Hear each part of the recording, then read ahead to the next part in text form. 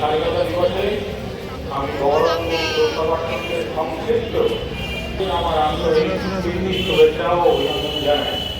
এই মুহূর্তে আমার কাছে কোনো পরিসংখ্যান নেই যে গত এক বছরে পুরসভা কি কি উন্নয়নমূলক কাজ করেছে, সাধারণ মানুষের কি কি পরিষেবা পৌঁছে দিয়েছে।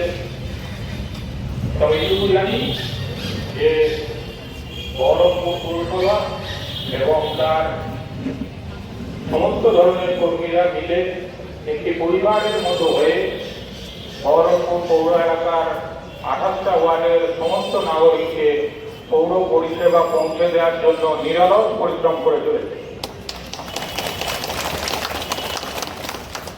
সেটাই আমি আমার গত এক মাস বলবো না, আমি গত 4 মাসে মানে যখন আমি পৌর পরিষেবা ছিলাম না, কিন্তু তার আগে বিগত নির্বাচনের আগে থেকে আমি পৌরসভাকে সেই রকম পরিষেবা পৌঁছে দিতে দেখেছি। যখন আমি মহকুমা শাসক হিসেবে, শুধু মহকুমা শাসক হিসেবে পৌরসভাকে কিছু বলেছি যে কোন জায়গায় এই পরিষেবাটা ব্যাহত হচ্ছে, এখান থেকে এই অভিযোগ আসছে, পৌরসভা সঙ্গে সঙ্গে কিন্তু ব্যবস্থা নিয়েছে। তারা আপোষহীন।